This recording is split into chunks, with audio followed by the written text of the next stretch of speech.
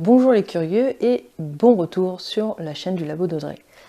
Je vous retrouve pour la deuxième partie de l'affaire Ariel Castro. Et pour ceux qui n'ont pas vu la première partie, je vous conseille très fortement d'aller la voir. Je vais mettre le lien en barre de description. Pour les autres, je vais faire un bref rappel tout à l'heure après le générique. Je reviens sur le livre dans lequel j'ai pompé quasiment toutes les sources. J'ai pas été que sur ce livre, j'ai retrouvé d'autres sources ailleurs aussi, mais c'est principalement dans ce livre que j'ai trouvé toutes les informations que je vous donne dans cette vidéo et celles que j'ai fait précédemment. La journaliste Géraldine Wessner, j'espère vraiment que ça se dit comme ça, a écrit cet article et c'est une professionnelle de l'investigation, donc je suis assez confiante en ce qu'elle a écrit. Pour aujourd'hui, nous allons parler plus en détail de la vie d'Ariel Castro pour pouvoir essayer d'analyser un peu plus son profil et aussi quelques contextes économiques et sociaux qui vont nous permettre de comprendre là pourquoi les enquêtes ont été de tels échecs. On se retrouve tout de suite après le générique.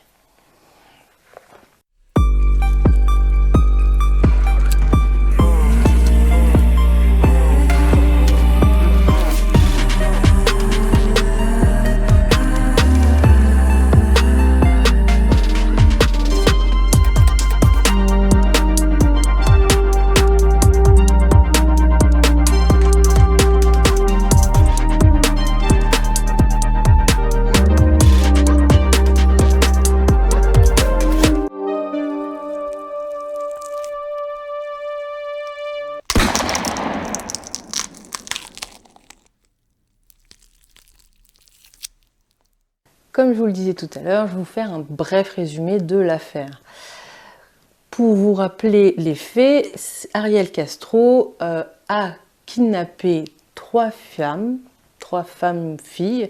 Il y avait la première victime, Michelna, qui avait 21 ans, la seconde victime, Amanda Berry, qui avait 17 ans, et enfin Georgina de Jesus, qui elle avait 13 ans. Ces femmes ont été maltraitées, torturées, ont subi beaucoup d'agressions sexuelles et il y a eu une des victimes qui a eu un enfant suite à ces agressions qui s'appelle Jocelyne et qui a été sauvée et d'ailleurs très bien traité par Ariel Castro, qui était donc le père biologique et aussi le bourreau de sa mère. Dans ce contexte plutôt horrifique, ces femmes ont évolué, Ariel Castro a évolué et pour savoir comment il est devenu le monstre qu'il était, nous allons revenir en arrière, très loin en arrière. Et pour ça, je vais diviser sa vie en trois parties très importantes. On va d'abord passer par son enfance, un grand classique. On a besoin de l'enfance pour comprendre les profils des criminels. Ensuite, la deuxième partie importante de sa vie, c'est la vie d'adulte avec sa première femme, son unique femme d'ailleurs, qui a été finalement sa première véritable victime, et enfin sa vie pendant qu'il séquestrait ses victimes, mais en dehors de sa maison, parce que il est intéressant de voir quel comportement il avait en dehors de sa maison avec le public, avec sa communauté, quand je parle de sa communauté, je parle de son quartier en fait, avec les gens avec qui il travaillait et les relations sociales en général. Donc c'est parti pour la première étape, l'enfance. Ariel Castro est né dans un village de Puerto Rico où il vivait avec son père Pedro Castro et sa mère Liliane Rodriguez. Alors que son père a un revenu plutôt très confortable, il oblige malgré tout sa famille à vivre dans la pauvreté. La raison est simple, l'argent qu'il gagne est destiné à son autre famille, car oui, monsieur a deux familles. La famille riche, la famille pauvre. Et forcément, Ariel fait partie de la famille pauvre. J'avais y penser ça. Donc, quand la mère de Castro, Liliane, s'aperçoit du superfuge, elle demande le divorce et quitte le foyer familial en laissant ses 4 enfants avec leurs grands-parents, ses parents, donc à elle, les grands-parents maternels, quoi. À cette époque, Castro avait 2 ans. Donc si je résume bien, la mère s'aperçoit qu'elle se fait entourlouper par son mari. Oui, j'ai dit entourlouper. Et elle s'en va, mais sans ses enfants. Bon, en même temps, elle n'a peut-être pas de situation financière pour pouvoir s'en occuper. On ne le saura pas. Ariel Castro, lui, de son côté, il va attendre plusieurs années le retour de sa mère en scrutant sa silhouette par la fenêtre qu'il ne verra jamais. À l'âge de 5 ans, il a été violé par un enfant de 9 ans qui jouait les caïds dans le quartier. Alors ça, c'est à vérifier parce que ce sont les dires de Ariel Castro, donc on ne sait pas si c'est vrai. Mais c'est vrai qu'il le répétait de nombreuses fois qu'il a été violé quand il était enfant. Il l'a dit aussi à Michelle Knight, sa première victime. Donc peut-être que c'est vrai.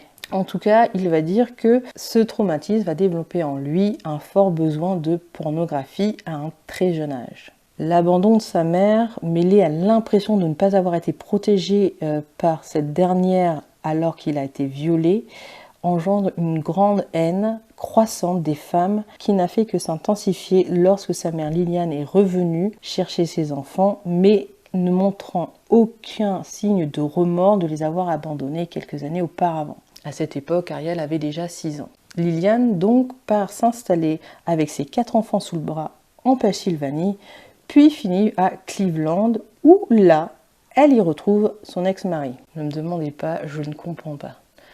Je ne sais pas s'ils se sont suivis, si c'est elle qui l'a suivi, ou si c'est lui qui l'a suivi, ou si c'est vraiment le hasard.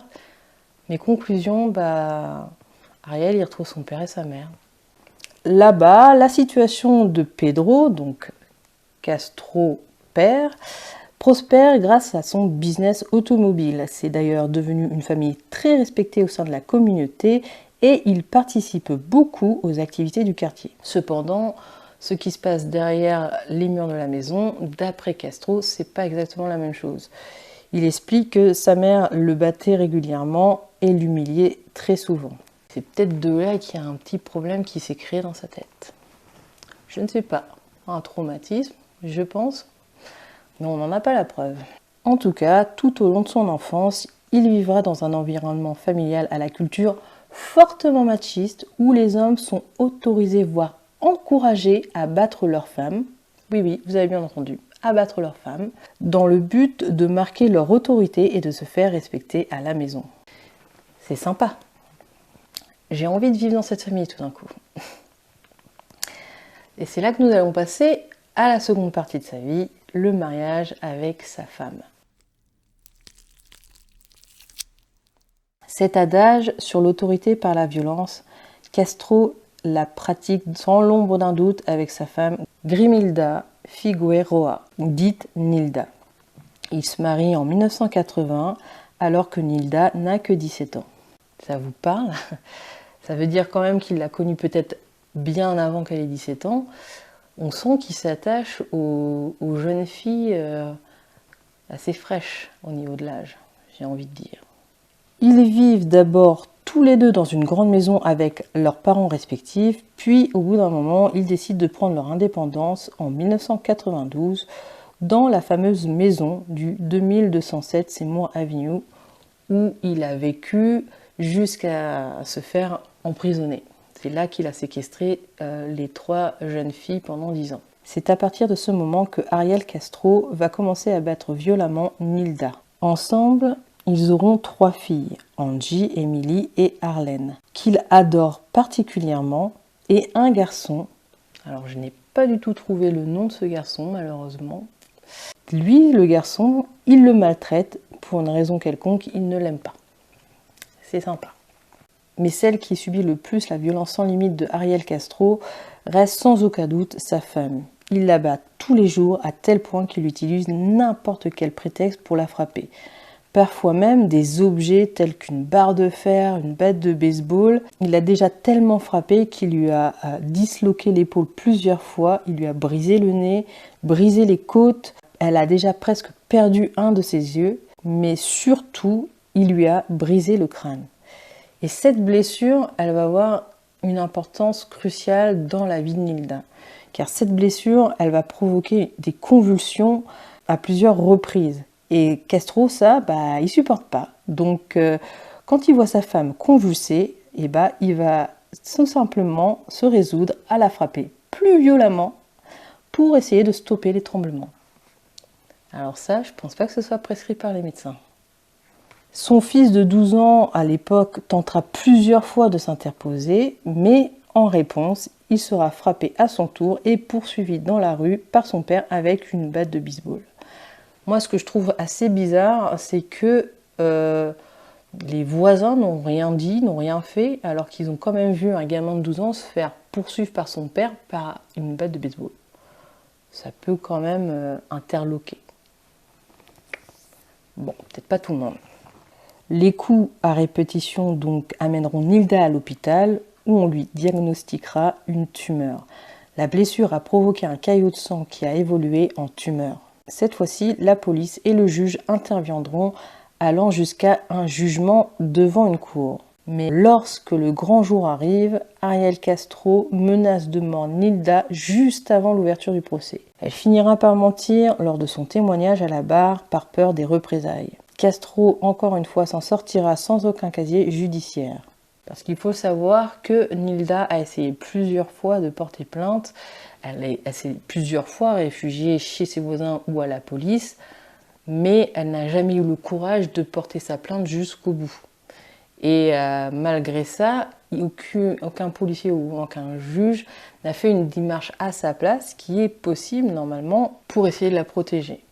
C'est la seule fois où là, ça a été jusqu'au bout d'un procès, qui malheureusement n'a pas terminé comme on le voudrait, puisque Ariel s'en sort encore une fois.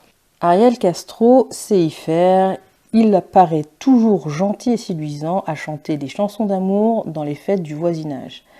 Mais ce qui se passe dans le grenier ou la cave de la maison, personne ne le sait à part sa femme et son fils qui subissent les coups à l'abri des regards. Car oui, quand je dis que Castro chante et fait de la guitare, c'est pas pour rien. Les deux professions qu'exerce Ariel Castro à ce moment-là sont les suivantes. Chauffeur de bus scolaire pour le collège Wilbur Wright Middle School, où est scolarisée sa fille Arlene et Gina, sa troisième victime. Et en plus de ça, il est aussi bassiste pour un groupe très populaire latino qui s'appelle Roberto Ocasión Latin Jazz Project. Je ne sais pas si je l'ai bien dit. Et ça, ça fait une bonne image de lover auprès de la gente féminine. Il aura beaucoup de succès d'ailleurs. Et ça fait aussi plaisir au voisinage parce que quand ils font des barbecues, des trucs entre voisins, il sort toujours sa guitare pour séduire un peu tout le monde. Et c'est aussi pour ça que ses voisins l'aiment bien. En plus du fait qu'il fait beaucoup d'efforts pour paraître bien en dehors de la maison. Revenons à la vie de Nilda. En 1995, Ariel décide qu'il n'aura plus d'enfants et pour s'en assurer, il frappe de façon chirurgicale le ventre de sa femme pour détruire l'intérieur de son ventre. Waouh, il a des méthodes qui sont plutôt très violentes. C'en est trop pour Nilda, elle décide de fuir chez sa mère de façon définitive en emportant avec elle ses 4 enfants. Merci enfin. Après leur séparation, Nilda se remet en couple avec un homme plus stable et gentil du nom de Fernando Colón. Mais la colère de Castro est telle qu'alors qu'il vient de kidnapper Gina, sa troisième victime, donc en 2004, il décide de ruiner la vie de l'homme qui lui a volé sa femme et met en place un plan de manipulation purement diabolique. Alors là, attention, Vous allez voir qu'il a un toupet, mais phénoménal. Il dénonce Fernando au FBI pour l'enlèvement de Gina. L'homme est interrogé, puis libéré, parce que forcément il n'avait rien contre lui.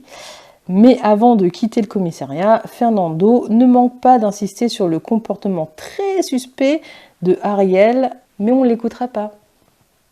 Parce que j'ai l'impression que sur cette affaire, de toute façon, tout ce qui peut amener à la bonne piste, la police ni le FBI ne l'écoutent. C'est bizarre. En tout cas, son plan n'a pas fonctionné. Et comme ça n'a pas fonctionné, il pousse ses 3 filles à accuser leur beau-père de les avoir agressées sexuellement. Et bien, contre toute attente, ces accusations vont mener à un procès que Fernando va perdre. Il sera condamné en 2005 pour comportement inapproprié. Nilda, quant à elle, finira par mourir en 2012 des séquelles d'une trop longue maltraitance et tout particulièrement de cette fameuse tumeur. Cette femme a eu une vie horrible à partir du moment où elle a croisé Ariel Castro. Il y a des gens comme ça, il ne faut pas les rencontrer dans sa vie. Maintenant qu'on a vu la triste vie de Nilda, nous allons passer à la vie d'Ariel dans la société pendant que c'est un kidnappeur qui séquestre 3 femmes chez lui. Donc quand Nilda quitte Ariel, il n'a plus personne à soumettre et aucune femme pour satisfaire son appétit sexuel insatiable, pervers et sadique. Il décide de combler ce manque en prenant tout simplement une femme de ses propres mains, de lui-même quoi. Pourquoi chercher à séduire quand il suffit de prendre une femme? Bien sûr, c'est facile, j'y avais pas pensé. C'est alors qu'il enlève Michel. Au début de sa séquestration, il s'excuse et trouve des arguments sur son comportement déviant en expliquant qu'il a subi des traumatismes dans son enfance. Il parle ici du viol quand il avait 5 ans.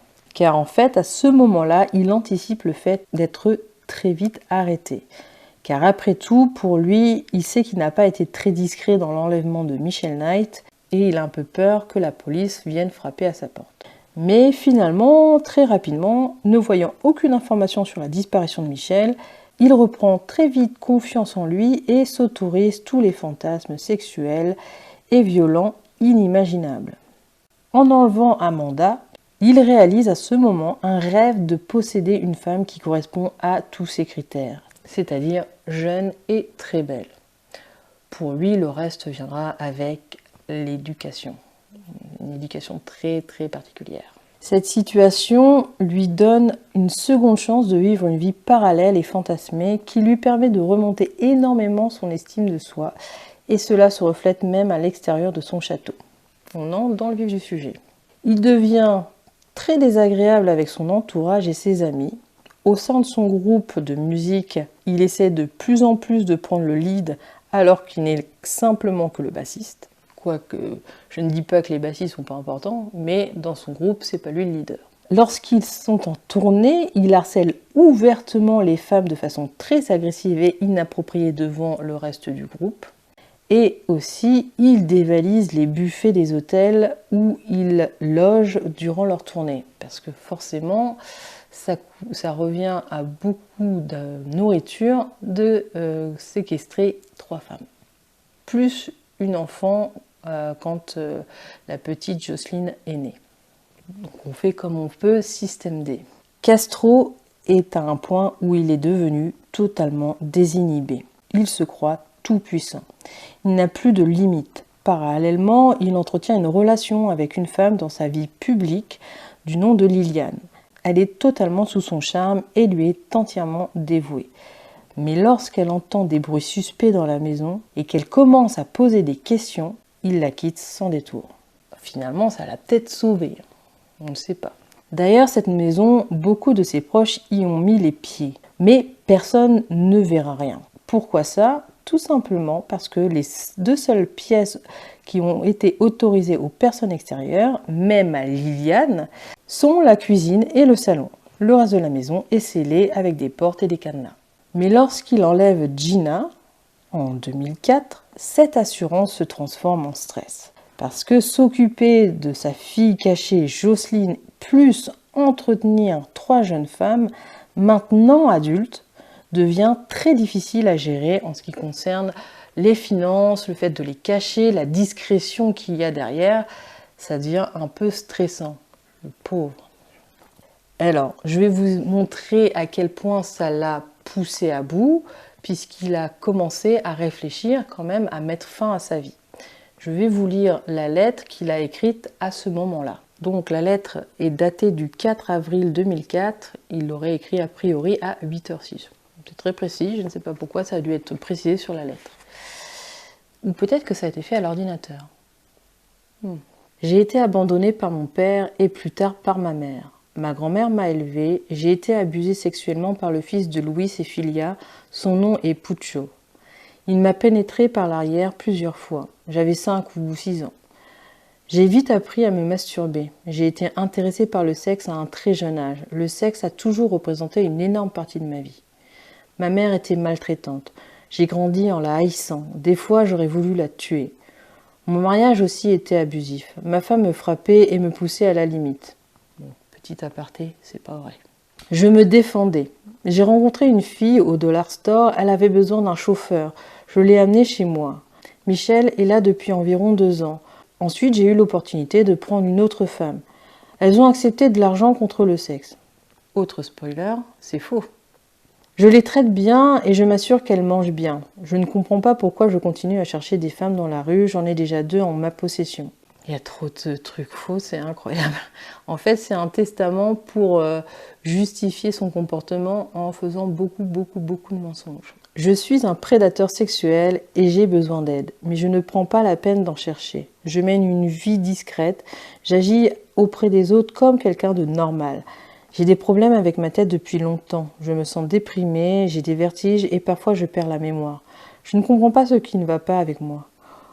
Aux parents de ces 3 femmes, je voudrais dire que je suis désolée. Je suis malade. Je ne sais pas ce qui m'a fait agir comme ça.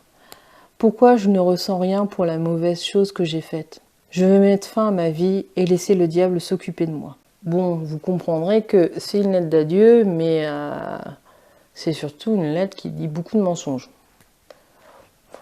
Je ne sais pas s'il avait l'intention de tuer ses victimes séquestrées aussi, mais si ce n'était pas le cas, elles auraient totalement démenti tout ce qu'il avait écrit.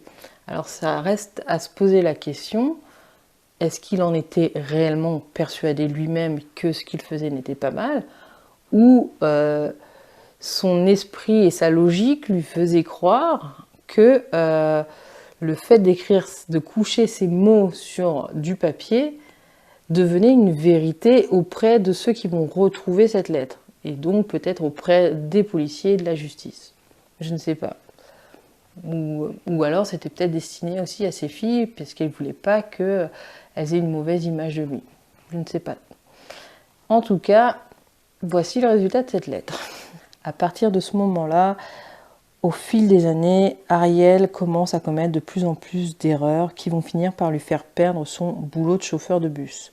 Car en effet, un jour, il a oublié un enfant handicapé dans son bus et au lieu de le ramener, ce qui aurait été très logique, il lui a crié dessus et l'a laissé seul pour prendre sa pause déjeuner tranquillement. Bon, il cherche un peu les problèmes aussi là. Je pense que là, il était tellement dépassé par les événements qu'il s'en foutait de tout. C'est pas possible autrement. N'ayant plus d'emploi, il n'a plus d'argent non plus. Il finit donc par ne plus pouvoir payer ni l'électricité ni le loyer. Il sait que la fin est proche parce que s'il ne peut plus payer son loyer, on va le virer de la maison. Ou en tout cas, il va y avoir des gens qui vont venir réclamer le loyer et ça va être compliqué de les repousser. S'il n'a plus d'électricité, comment va-t-il faire pour entretenir toutes ces personnes?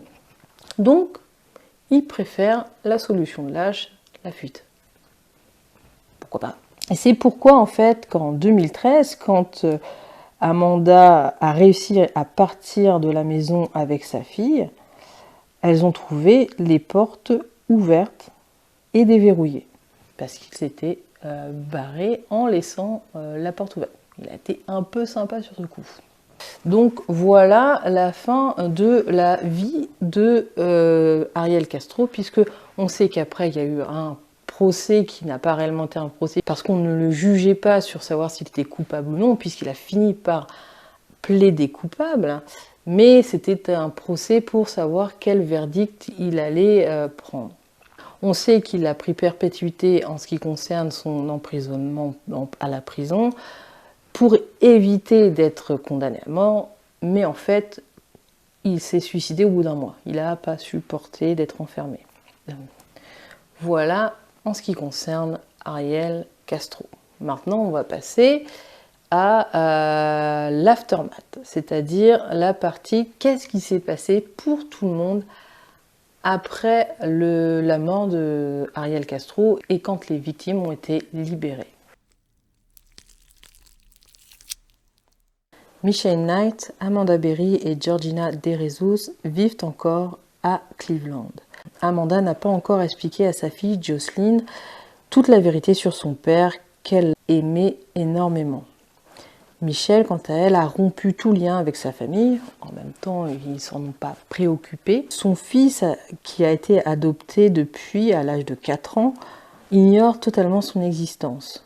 Mais Michelle a quand même entamé une correspondance avec ses parents adoptifs afin d'avoir des nouvelles régulièrement de son fils. La troisième fille d'Ariel Castro, Emily, a donné naissance à une petite fille, Janila, à l'automne 2005. Le 4 avril 2007, prise d'une crise de folie, elle a sauvagement attaqué le bébé de 19 mois, lui plantant un couteau dans la gorge à plusieurs reprises. Elle purge aujourd'hui une peine de 25 ans de prison au centre correctionnel de Rockville dans l'Indiana.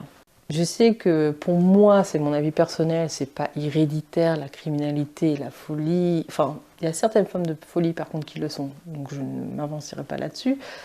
Mais c'est quand même bizarre qu'une de ces filles soit elle-même devenue violente envers son enfant. Parce que là, on ne parle pas de la mort d'une nourrisson due à l'enfant, le syndrome de l'enfant secoué. Ça, c'est ce qu'on arrive le plus souvent dans la mort du nourrisson.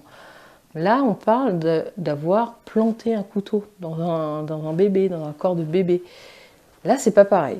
C'est une façon de faire qui est très pathogène pour moi, qui, à mon avis, c'est pas anodin. C'est jamais anodin de toute façon de tuer un enfant, mais de cette façon en particulier, il y a quelque chose qui ne va pas.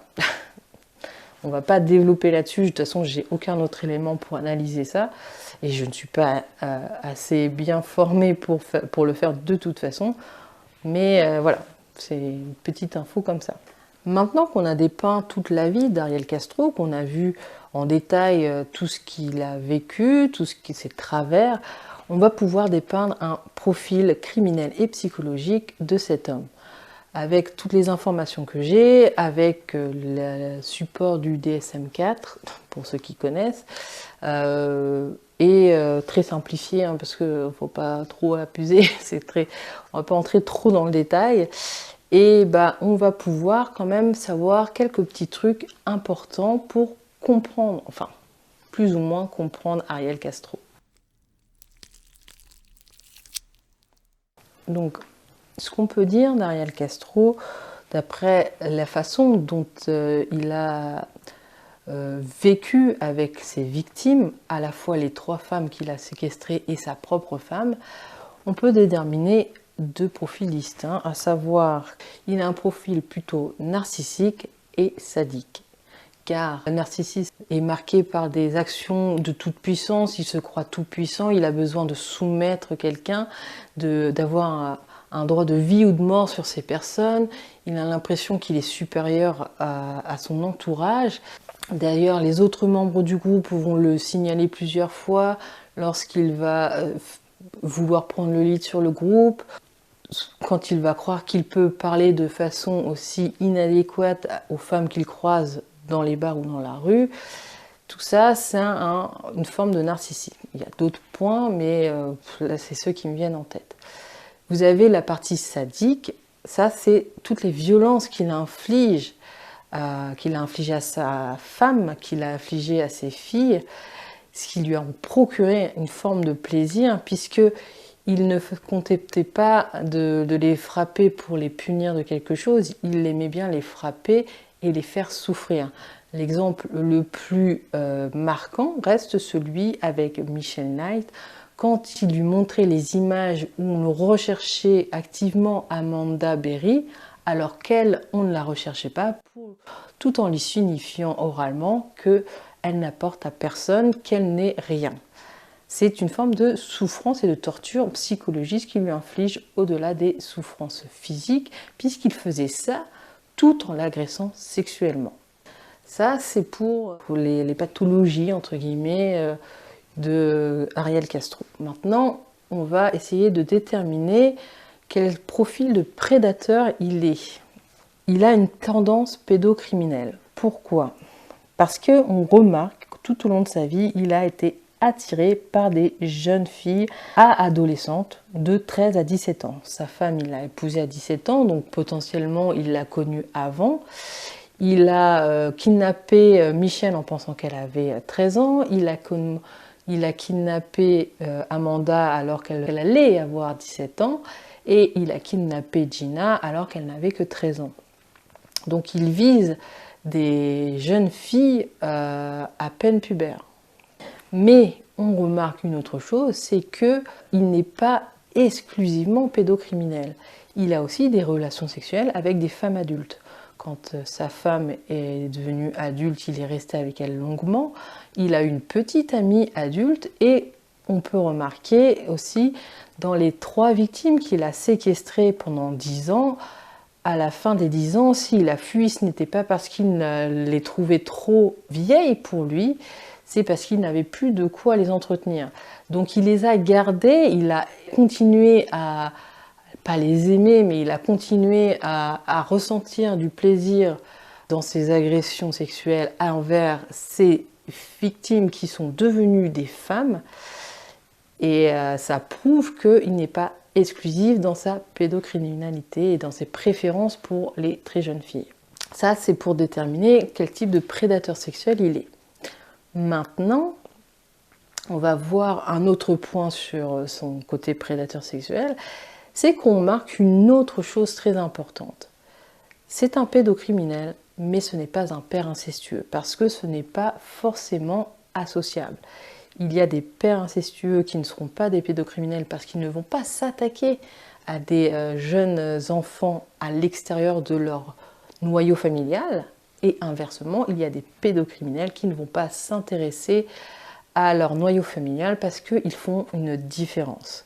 Dans ce cas-là, Ariel Castro ne s'attaque pas à ses propres filles, que ce soit les filles qu'il a eues avec Nilda ou la fille qu'il a eue avec Amanda, Jocelyne, parce qu'il les chérit. Ce sont des jeunes filles pour lui qu'il chérit, qu'il doit protéger.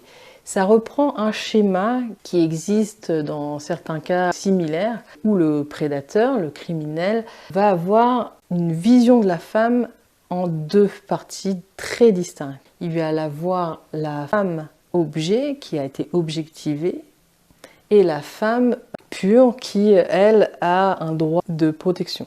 Je m'explique. C'est ce qu'on appelle la différence entre, excusez-moi du terme, mais la putain et la sainte. C'est-à-dire que celle qui représente la prostituée, c'est la femme objet. Elle est sexuelle, elle n'est là que pour assouvir un besoin sexuel, elle appartient en tant qu'objet au prédateur et c'est un objet obéissant. Elle est déshumanisée. C'est-à-dire que pour le prédateur, cette femme n'a pas de sentiment, elle n'a pas d'esprit, elle n'a pas de volonté propre. C'est un peu comme si elle n'avait pas d'âme. C'est pour ça qu'il est facile pour le prédateur de l'objectiver. D'un autre côté, donc la sainte, la femme pure, c'est une femme qui représente, là, ses filles. Ce sont des femmes qu'on doit protéger, qu'on doit aimer et auxquelles on doit souvenir à leurs besoins. Ce sont des femmes pures. Et ces femmes, il va les respecter. C'est exactement ce qui se passe avec Ariel Castro. Les femmes objets, il y a eu son ex-femme, Nilda, et il y a eu ses victimes séquestrées, à savoir Michel, Amanda et Gina. Et je pense que s'il avait continué à vivre, il aurait il aurait continué à perpétrer ce schéma parce qu'il en a besoin. Et ce qui a protégé ces filles, finalement, c'est qu'il avait ce schéma et qu'elles faisaient partie de la deuxième catégorie, les femmes pures, les saintes. Donc, qu'est-ce qui fait que dans cette affaire, les enquêteurs étaient particulièrement mauvais? On va dire oui et non. Voilà, on peut dire oui, puisque là, franchement, ils se sont loupés. Et bien, c'est pas totalement de leur faute. Je vais vous expliquer le problème économique de l'époque. Vous allez vite comprendre qu'ils n'étaient pas aidés non plus. C'est donc à Cleveland, dans l'Ohio, que se situent les faits. Que c'est là qu'habite Ariel Castro et que les filles ont été séquestrées. Et bien, c'est pas n'importe quel endroit, surtout en 2003-2004, les années où les victimes ont été kidnappées. Vous allez très vite comprendre pourquoi. En 2004, Cleveland est en pleine faillite économique. La cause, le déclin drastique industriel qui a fait partir une grande partie de la population, coupant par la même occasion les budgets destinés à maintenir l'ordre de Cleveland. Alors, je vais vous donner des chiffres, parce que ça parle pas forcément quand je dis ça. Je vais les afficher pour que ça vous parle vraiment beaucoup, même visuellement, vous allez vite voir que c'était pas n'importe quoi. C'était une bonne crise, quoi. D'abord, la mairie perd en 3 ans, donc de 2000 à 2003, l'équivalent de 20 millions de dollars de revenus qui assuraient les salaires des fonctionnaires et qui étaient générés par les entreprises qui sont parties. Plus d'entreprises, plus d'argent. Tout Cleveland fonctionnait et était financièrement prospère grâce aux entreprises industrielles. Maintenant qu'elles ont disparu, il n'y a plus d'argent. Et il n'y a rien pour remplacer cette industrie qui a disparu. Puis, c'est l'État de l'Ohio qui se retrouve endetté et coupe de façon drastique le budget de la police. Alors, pour comprendre aussi en chiffres, ça passe de 34 millions de dollars en 1995 à 498 000 dollars en 2004. Je ne sais pas si vous vous rendez compte, il y a une différence, mais énorme, quoi. Le résultat, c'est que 252 000 policiers sont licenciés, ce qui représente 15% des effectifs. Les enquêteurs sont envoyés en patrouille. Des unités comme l'anti-gang ou ceux qui s'occupent des vols de voitures sont supprimés. Et la police communautaire qui était en charge notamment du quartier où vivait Ariel Castro n'existe plus, ça disparaît. Donc évidemment, dans ces conditions, on ne peut pas enquêter sur des enlèvements aussi importants que 3 jeunes filles dans une courte période et pendant toutes ces années. Dès qu'il y a un petit indice qui nous dit que c'est une fugue ou que il n'y a pas besoin de les chercher ou qu'on ne peut pas les retrouver, bah, on laisse passer parce qu'ils sont débordés et qu'ils n'ont pas de temps, entre guillemets, à perdre sur des affaires qu'on ne peut pas conclure, quoi. Et peut-être aussi que ceux qui se sont retrouvés à devoir enquêter là-dessus n'étaient pas compétents. Après, ça n'explique pas pourquoi les agents, eux, du FBI se sont retrouvés aussi dans la compétence, parce que techniquement, les agents du FBI sont des agents spéciaux qui ont une formation plus appropriée, ils sont censés savoir faire ça. Moi, je ne sais pas ce qui s'est passé à ce moment-là. On peut se poser des questions. Mais pour les policiers, je pense qu'il y avait un problème de compétences parce qu'ils n'étaient peut-être pas formés, vu qu'il n'y avait plus beaucoup d'effectifs adéquats pour chaque métier policier, puisque policier c'est vague, il y a plusieurs sections. Mais pour les FBI, je ne sais pas. On n'en saura certainement pas plus, hein. Ça, c'est le contexte donc financier qui explique pourquoi la police n'a pas pu être très compétente. Maintenant, on va voir l'aspect social, parce qu'il y a un fort embargo social autour de la communauté où vivait, dans le quartier où vivait Ariel Castro, qui a quand même aidé énormément Ariel Castro à faire ce qu'il voulait. et à faire grandir cette violence et ces fantasmes sans qu'il n'ait jamais de quoi l'arrêter. Parce que tout a commencé, pas avec Michelle Knight, mais avec sa propre femme. Et ça, c'était bien longtemps en avant. Le voisinage a été en plein déni durant des décennies, et pourtant il y avait de nombreux signes avant-coureurs pour envisager le drame qui allait se produire. Déjà par l'attitude d'Ariel Castro envers son ex-femme. Les voisins de Castro avaient l'habitude de recueillir Nilda cabossée et ensanglantée chez eux, lorsqu'elle fuyait les coups. Ils savaient ce qui se passait à l'intérieur des murs de la maison d'Ariel Castro. Puisque quand elle s'en sortait parce que c'était trop difficile de subir les coups, elle allait se réfugier chez eux quand même. Mais les arguments auxquels la journaliste, donc celle qui a écrit l'article sur lequel je me suis principalement appuyée pour mes recherches et donc faire cette vidéo, donc je reprends, mais les arguments auxquels la journaliste qui a écrit cet article fera face durant son investigation seront aberrants. C'est malheureusement ce genre d'arguments qu'on retrouve souvent dans ce genre d'affaires quand il y a un drame domestique, des abus dans une famille. On entend des choses, on voit des choses, mais vous allez voir que le voisinage sort le même genre d'arguments qui a été retrouvé pour cette affaire. Des mots comme « c'est un bon voisin »,« ce n'est pas à nous de juger ce qui se passe dans la maison ». Elle, en parlant de Nilda, elle voulait qu'on appelle la police, mais dans les couples, il y a des hauts et des bas, et mon mari n'aime pas beaucoup la police. Alors ça, c'est l'argument le plus high level que j'ai lu dans cet article. Et il n'y a pas que le voisinage, il n'y a pas que son entourage social, il y a aussi son entourage familial. Les filles de Castro auront ce même comportement de déni alors qu'elles vivaient à l'intérieur de cette même maison qui cachait les maltraitances que subissaient sa mère et leurs frères, mais l'amour et le traitement de faveur dont elles bénéficiaient de la part de leur père, donc Ariel Castro, a fait qu'elles ont choisi un camp, celui de leur père, parce que c'était un homme qui leur offrait un amour inconditionnel, même si cela signifiait faire accuser un homme qui a contribué à les élever, donc le nouveau mari de leur mère.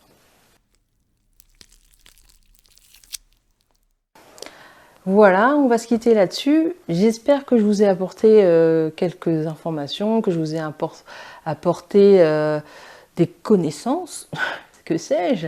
Enfin, moi, ça m'a fait plaisir de partager ça avec vous, de vous retrouver pour une rentrée plein d'informations, plein de connaissances, plein d'apprentissage. Une rentrée, quoi. Allez, salut! Ah, et surtout, n'oubliez pas de laisser un commentaire pour savoir ce que vous avez pensé de cette vidéo. Est-ce que vous avez appris quelque chose? Dites-le moi en commentaire. Salut!